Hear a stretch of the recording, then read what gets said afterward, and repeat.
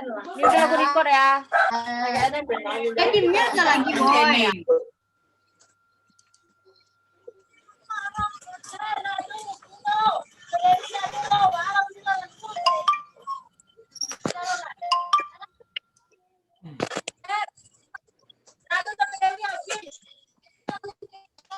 Apa tuh, boy? Ramadan loh. Yang alun ke mute tuh mute sini.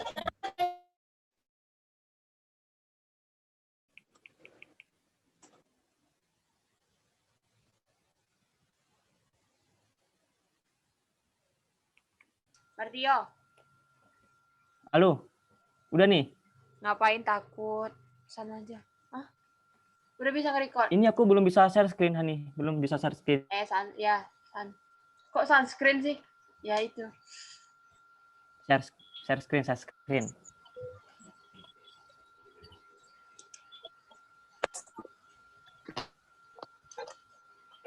Tunggu. Aduh, jaringannya susah lagi sini. Tunggu, sabar. Sabar. Share screen.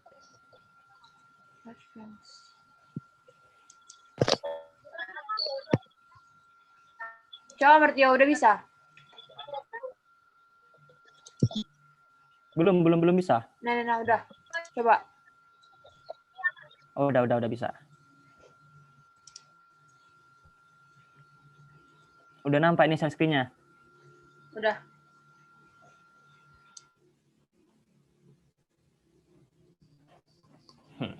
Jadi malu aku. Kedengeran suaranya kan? Dengar. Baiklah. Assalamualaikum warahmatullahi wabarakatuh. Waalaikumsalam warahmatullahi wabarakatuh. Waalaikumsalam warahmatullahi wabarakatuh. Selamat malam dan salam sejahtera buat kita semua.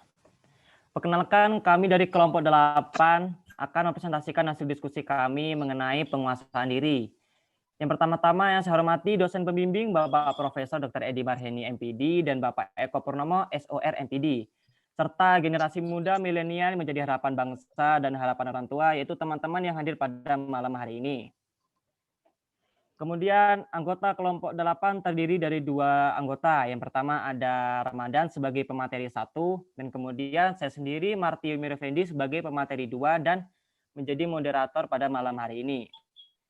Baiklah, untuk mempersingkat waktu kita persilakan Saudara Ramadan untuk memaparkan hasil diskusi dari kelompok 8.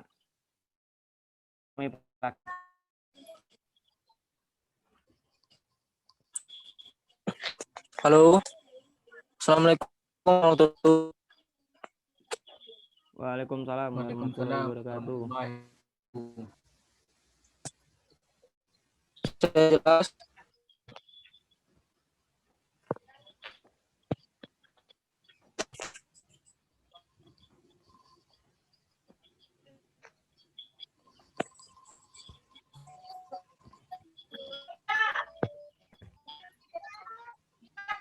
Halo Bang Anan, Bang Ramadan, nggak kedengaran suaranya Bang.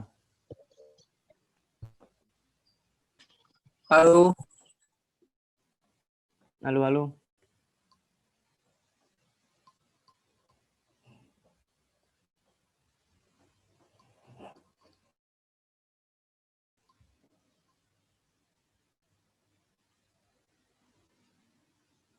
Gimana Bang Ramadan? Apakah bisa melanjutkan presentasinya? Halo. Ayo Bang, mulai lagi Bang.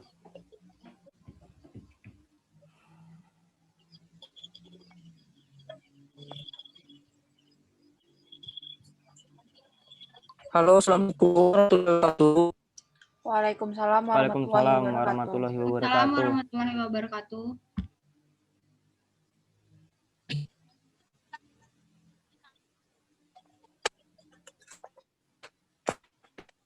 Kayaknya jaringan Ramadan tuh kena lah.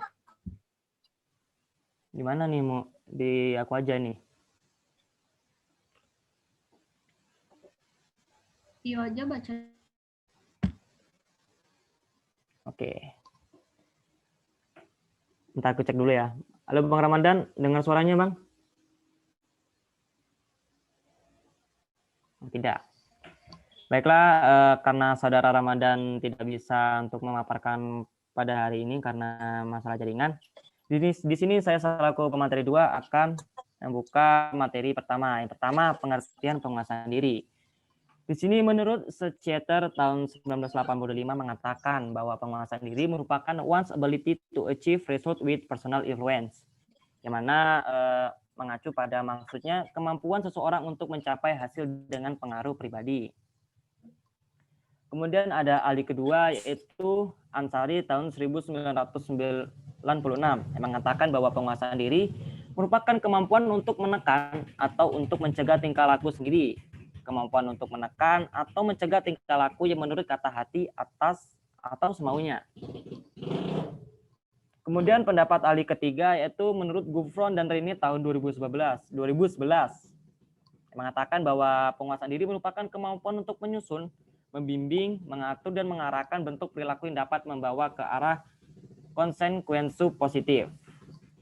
Di sini kami berdua menyimpulkan dari pengertian beberapa ahli tadi dan melahirkan sebuah pengertian, yaitu penguasaan diri ialah suatu cara atau proses seseorang menahan emosi dan nafsu yang didasarkan pada pandangan kognitif guna mencapai tujuan yang positif.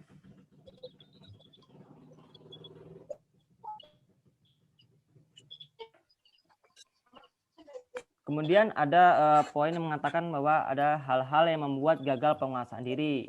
Yang pertama ada salah pergaulan. Kemudian ada komentar negatif. Dan yang ketiga ada kurang motivasi. Dan yang keempat ada kurangnya apa ini nggak jelas ini di sini. Kurangnya komitmen. Penguasaan diri menurut Marshall, J.N. dan Lang L tahun 1990 yang mengatakan bahwa penguasaan diri terdiri dari beberapa faktor. Yang pertama ada faktor internal. Faktor internal terdiri dari usia atau age, good soul, dan optimis atau optimistik. Yang pertama saya akan menjelaskan mengenai usia atau age. Menurut Marshall, pada usia di bawah umur rata-rata mereka belum bisa untuk menguasai emosi dan nafsu mereka. Karena atau remaja ini masih menjadi masa mencari jati diri. Dan sebaliknya, semakin bertambah usia, maka semakin baik penguasaan dirinya. Namun tidak selalu orang dewasa bisa mengontrol diri, sebab penguasaan diri tidak bisa hanya didasarkan oleh materi atau menonton saja. Harus ada peristiwa yang akan membuat perubahan dalam diri seseorang. Contohnya, kita contohkan dalam cabang olahraga sepak bola, yaitu Zidane pada Piala Dunia tahun 2006. Di Jerman, dia menghantamkan kepalanya ke dada pemain Italia dan menyebabkan Zidane dihadiahi kartu merah dan harus diusir dari lapangan. Dari peristiwa ini, Zidane mulai belajar cara menguasai emosi dalam dirinya dan buktinya dia sukses menitir karirnya di dunia pelatihan. Coba jika Zidane masih dengan pembawaan yang emosional atau temperamen, mungkin dia tidak bisa akan sukses ini dalam dunia sepak bola, terutama di dunia perkepelatihan. Jadi intinya faktor usia itu hanya sebagai faktor pendukung saja. Selain itu, merupakan usaha kita sendiri untuk merubah dari atau upaya kita dalam meningkatkan penguasaan diri. Kemudian ada jiwa yang baik menurut Marshall, J.N. dan Lang L tahun 1990. Menurut konsep Tesfori, jiwa yang baik sudah pasti dimiliki semua orang, tinggal kita saja bagaimana cara memanfaatkannya. Beliau mengatakan bahwa seseorang yang dikaruniai dengan jiwa yang baik dan mulia akan lebih mudah dalam hal penguasaan diri, baik dalam tingkah laku maupun mental. Jiwa itu muncul ketika ada motivasi yang berikan dari lingkungan seperti keluarga, sahabat, maupun dari orang-orang terdekat. Kemudian ada poin yang terakhir dari faktor internal, yaitu ada optimis atau optimistik. Optimis mengacu pada sikap positif, kecenderungan untuk menempatkan konstruksi yang menguntungkan atas tindakan dan peristiwa atau untuk mengantisipasi hasil terbaik. Contohnya pemain yang sudah mempunyai penguasaan atau kontrol diri biasanya mempunyai sifat optimis yang kuat karena sudah memiliki dasar atau basic seperti mental kuat dan akhirnya di dalam penampilannya dia seperti tidak terkalahkan. Jadi itu merupakan faktor internal dari penguasaan diri. Kemudian ada faktor eksternal. Faktor eksternal ini terdiri dari 2 poin, yaitu tingkat pendidikan dan education. Secara umum, seseorang memiliki tingkat pendidikan yang tinggi biasanya akan lebih mudah dalam menguasai dirinya atau penguasaan dirinya, baik dalam segi mental, dalam segi nafsu, maupun dalam segi emosional. Kemudian selanjutnya ada kebebasan atau freedom.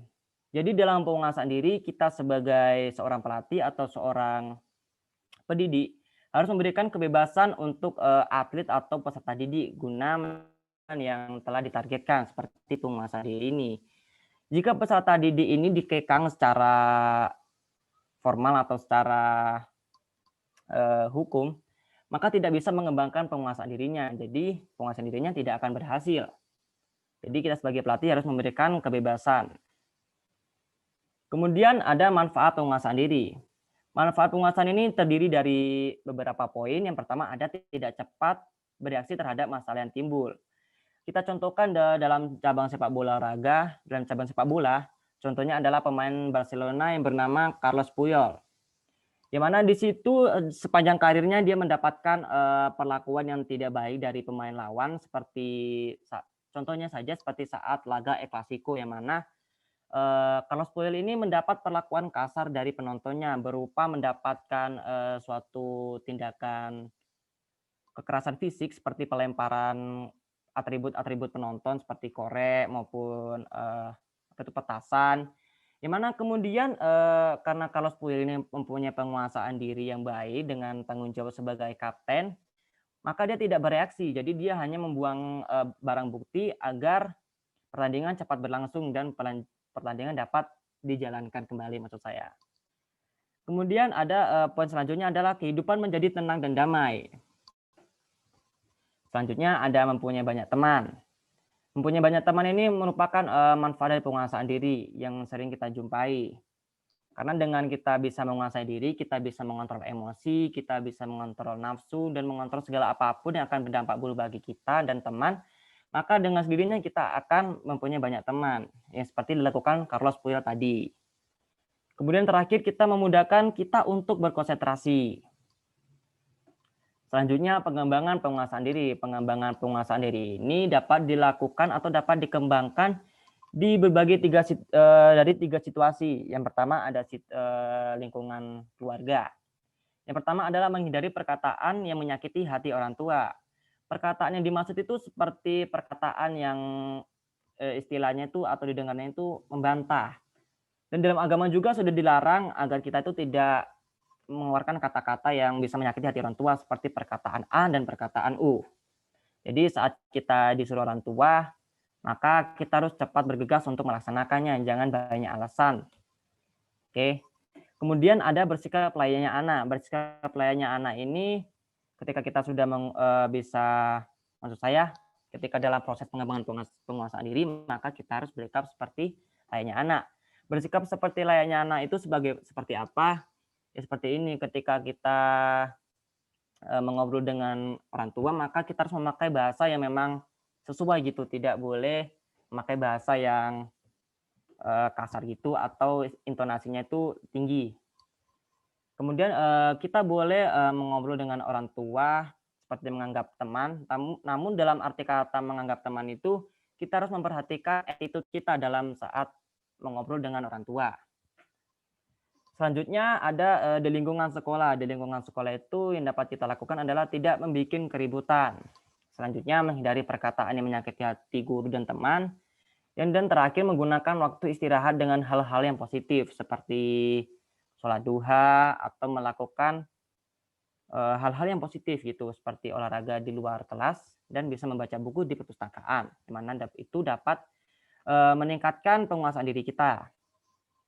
Yang terakhir ada di lingkungan masyarakat.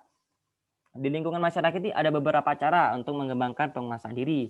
Pertama ada bergaul dengan tetangga yang memiliki sikap yang baik. Jadi ketika kita memiliki tetangga yang hobi menggunjing, hobi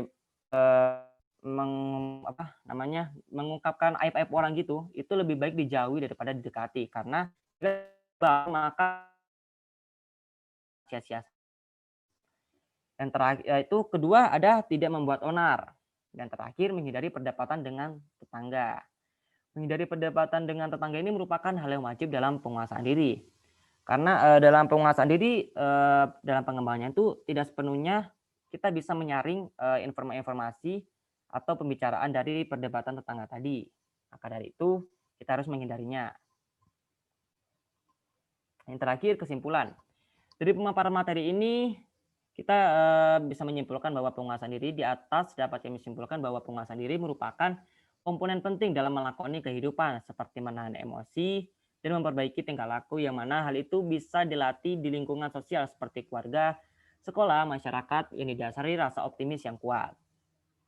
Terima kasih.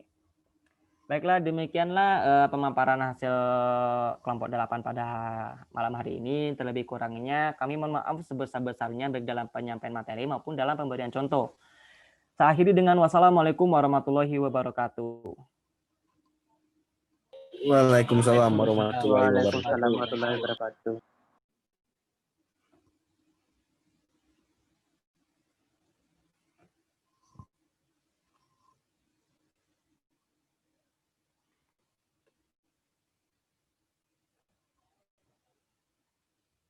Gimana nih?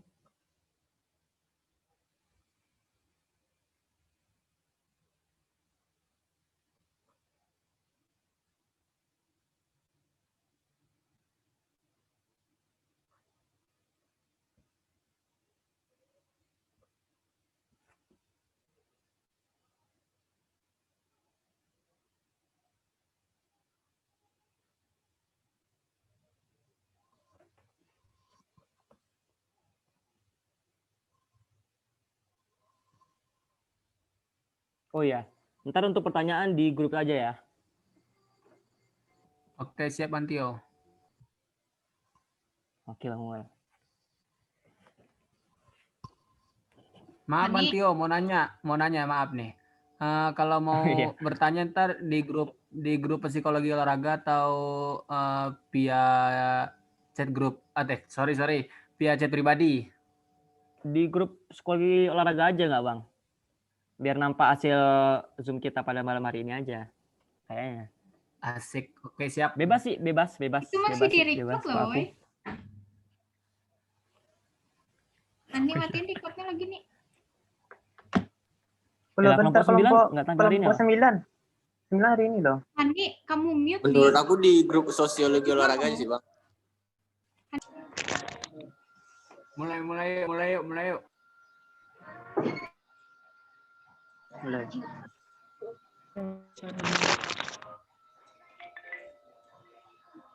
Emang segini psikopen nih? Apa ada yang... Buka lah kameranya. Bulan, buka kamera Bulan. Siapa lagi? Hanan. Saya. Ikri. Afdal. Absen dulu aja, woi. Dipanggil salah satu panggil. Oh, itu udah ke-record mah, woy. Devi. Assalamualaikum warahmatullahi wabarakatuh. Kami dari kelompok 9. Saya M. Janora Nafi, NIM 2008-7141, dan teman saya Pratiwi Agusti, NIM 2008-7165. Baik, dalam presentasi kali ini saya akan menjelaskan tentang pengertian stres. Pengertian stres adalah reaksi tubuh yang muncul saat seorang menghadapi ancaman, tekanan, atau suatu perubahan situasi tersebut bisa memicu respon tubuh, baik secara fisik ataupun mental. Beberapa ahli mendefinisikan stres sebagai berikut. 1. Respon non-spesifik dari tubuh di setiap tuntutan. 2. Suatu kondisi yang menekan keadaan psikis seseorang dalam mencapai suatu kesempatan, di mana untuk mencapai tersebut terdapat batasan atau penghalang.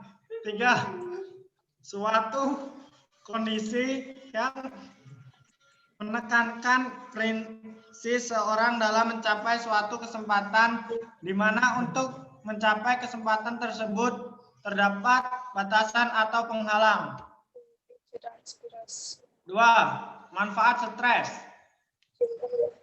Meningkatkan fungsi otak. Saat stres, kita dapat meningkatkan fungsi otak, termasuk daya ingat dan kemampuan untuk berkontraksi. Meningkatkan sistem kekebalan tubuh. Ketika merespon stres, tubuh mempersiapkan diri untuk menghadapi berbagai infeksi dan ancaman penyakit dari luar dengan mengeluarkan interleukin. Baik, materi selanjutnya akan dijelaskan oleh teman saya. Pada Pratiwi, saya persilahkan. Lanjut yang ketiga, manfaat stres yaitu meningkatkan energi tubuh. Hormon adrenalin dan kortisol yang dikeluarkan tubuh saat stres dapat meningkatkan energi tubuh. Yang keempat, mengasah pribadi menjadi lebih tangguh. Stres dan tantangan sebenarnya bisa membuatmu menjadi pribadi yang lebih tangguh dan lebih siap untuk menghadapi masalah di kemudian hari. Lanjut yang ke materi yang ketiga yaitu tentang kegunaan stres. Stres juga berguna untuk meningkatkan sistem kekebalan tubuh.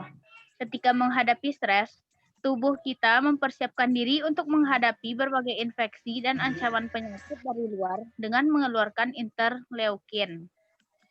Yang keempat yaitu tentang cara mengatasi stres. Yang pertama dengan melakukan meditasi. Menurut psikologi Robbie Mahler-Hartman, meditasi setiap hari dapat mengubah jalur syaraf otak, membuat kita lebih tahan terhadap stres. Yang kedua, bernafas dalam-dalam. Kata psikologi Judith Tutin, nafas dalam melawan efek stres dengan memperlambat denyut jantung dan menurunkan tekanan darah. Lanjut yang ketiga yaitu be present. Luangkan waktu 5 menit dan fokus hanya pada satu perilaku dengan kesadaran. Yang keempat, sharing dengan teman. Lebih baik membicarakan masalah yang sedang dirasakan pada keluarga atau sahabat secara langsung. Setidaknya di telepon. Yang kelima, dengarkan tubuh Anda. Untuk mengetahui seberapa stres diri Anda, cukup sadari tempat-tempat Anda merasa tenang atau longgar tanpa mencoba mengubah apapun. Yang keenam, kompres. Tempatkan kompres hangat di leher dan bahu selama 10 menit. Tutup mata dan relaksasi otot-otot wajah, leher, dada, bagian atas, dan punggung. Yang ketujuh yaitu tertawa keras. Tertawa tidak hanya meringankan beban mental, bahkan bisa menurunkan kortisol, hormon stres tubuh Anda. Yang kedelapan yaitu mendengarkan musik. Penelitian menunjukkan bahwa mendengarkan musik yang menenangkan dapat menurunkan tekanan darah, detak jantung, dan kecemasan. Yang kesembilan, bergerak. Olahraga bisa membantu otak melepaskan zat kimia yang menenangkan dengan memberi tubuh kesempatan untuk berlatih mengatasi stres. Yang terakhir, yaitu dengan bersyukur. Salah satu teknik relaksasi lain yang bisa kita lakukan yaitu membuat jurnal grateful atau membuat list hal apa saja yang bisa disyukuri untuk membantu mengingat semua hal yang baik dalam hidup kita. Baik, hanya itu yang bisa kami sampaikan pada presentasi kali ini. Kalau ada kekurangan, kami mohon maaf. Assalamualaikum warahmatullahi wabarakatuh.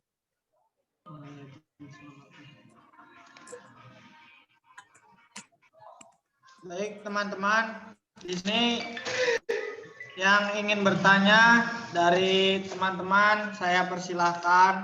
Aku takut dulu Kak. Di grup aja ya, Vi.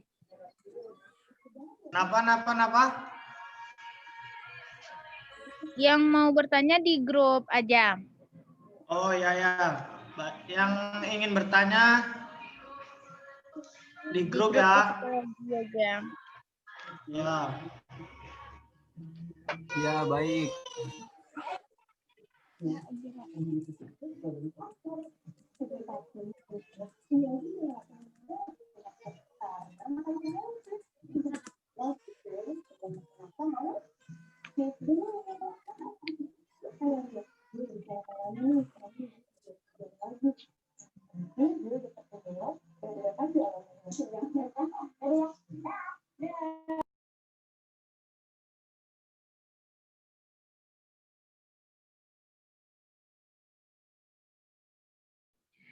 Udah Hanan. Wes Sarah masuk, kalian udah siap ya? Ini masih record santuy. Udah guys, udah di record. Ada tante, ada mbak ya, Bang Tio manggilnya ya. Oh ya udah record. Baik, mulai ya. Assalamualaikum warahmatullahi wabarakatuh. Waalaikumsalam. Waalaikumsalam warahmatullahi wabarakatuh. Kami dari kelompok 9 ingin mempresentasikan hasil diskusi kami dari kelompok 9. Saya M. Januar Hanafi, NIM 2008-7141, dan teman saya bernama Pratiwi Agusti 2008-7165. Baik, kita masuk ke materi pertama, yaitu pengertian stres. Kali ini kita akan bahas salah satu variabel paling sering muncul di skripsi. Variabel ini sering kali kita alami, yaitu stres. Stres adalah reaksi tubuh yang muncul saat seorang menghadapi ancaman, tekanan, atau suatu perubahan situasi tersebut. Bisa memicu respon tubuh secara fisik ataupun mental. Beberapa ahli mendefinisikan stres sebagai berikut. 1. Respon non-spesifik dari tubuh di setiap tuntutan. 2. Suatu kondisi yang menekan keadaan psikis seseorang dalam mencapai suatu kesempatan di mana untuk mencapai kesempatan tersebut terdapat batasan atau penghalang. 3. Suatu kondisi yang menekan keadaan psikis seseorang dalam mencapai suatu kesempatan di mana untuk mencapai kesempatan tersebut terdapat batasan atau penghalang. 2. Manfaat stres. Meningkatkan fungsi otak. Saat stres, kita dapat meningkatkan fungsi otak termasuk daya ingat dan kemampuan untuk berkontraksi. 2. Meningkatkan sistem kekebalan tubuh. Ketika merespon stres, tubuh mempersiapkan diri untuk menghadapi berbagai infeksi dan ancaman penyakit dari luar dengan mengeluarkan interleukin. 3. Meningkatkan energi tubuh. Hormon adrenalin dan kortisol yang dikeluarkan tubuh saat stres dapat meningkatkan energi tubuh. Materi selanjutnya akan dijelaskan oleh teman saya, pada Pratiwi. Saya persilahkan. Baik, masuk ke kegunaan stres. Stres juga berguna untuk meningkatkan sistem kekebalan tubuh. Ketika menghadapi stres, tubuh kita mempersiapkan diri untuk menghadapi berbagai infeksi dan ancaman penyakit dari luar dengan mengeluarkan interleukin. Yang keempat yaitu cara mengatasi stres. Yang pertama dengan melakukan meditasi. Menurut psikologi Robbie Mahler-Hartman, meditasi setiap hari dapat mengubah jalur syaraf otak, membuat kita lebih tahan terhadap stres. Yang kedua, bernafas dalam-dalam. Menurut Judith Stutin, nafas dalam melawan efek stres dengan memperlambat denyut jantung dan menurunkan tekanan darah. Yang ketiga, be present. Luangkan waktu 5 menit dan fokus hanya pada satu perilaku dengan kesadaran. Yang keempat, sharing dengan teman. Lebih baik membicarakan masalah yang sedang dirasakan pada keluarga atau sahabat secara langsung. Yang kelima, dengarkan tubuh Anda. Untuk mengetahui seberapa stres diri Anda, cukup sadari tempat-tempat Anda merasa tenang atau longgar tanpa mencoba mengubah apapun. Yang keenam, kompres. Tempatkan kompres hangat di leher dan bahu selama 10 menit. Tutup mata Anda dan relaksasikan otot-otot wajah, leher, dada bagian atas, dan punggung. Yang ketujuh, tertawa keras. Tertawa tidak hanya meringankan beban mental, bahkan bisa menurunkan kortisol, hormon stres tubuh Anda. Yang kedelapan, mendengarkan musik. Penelitian menunjukkan bahwa mendengarkan musik yang menenangkan dapat menurunkan tekanan darah, detak jantung, dan kecemasan. Yang kesembilan yaitu bergerak. Dengan olahraga bisa membantu otot melepaskan zat kimia yang menenangkan dengan memberi tubuh kesempatan untuk berlatih mengatasi stres. Yang ke-10 yaitu bersyukurlah. Salah satu teknik relaksasi lain yang bisa kita lakukan yaitu dengan bersyukur. Kita bisa membuat jurnal grateful atau membuat list hal apa saja yang bisa disyukuri untuk membantu meningkatkan semua hal yang baik dalam hidup kita. Baik, hanya itu yang bisa kami sampaikan. Kalau ada kekurangan, kami mohon maaf. Assalamualaikum warahmatullahi wabarakatuh. Waalaikumsalam warahmatullahi wabarakatuh. Waalaikumsalam warahmatullahi wabarakatuh. Waalaikumsalam warahmatullahi wabarakatuh. Sekian presentasi dari kelompok kami. Apabila terdapat kesalahan saya mohon maaf, dan kepada Allah saya mohon ampun. Baik, yang ingin bertanya saya persilahkan chat di grup ya. Iya, siap. Oke. Baik. Apa cantik?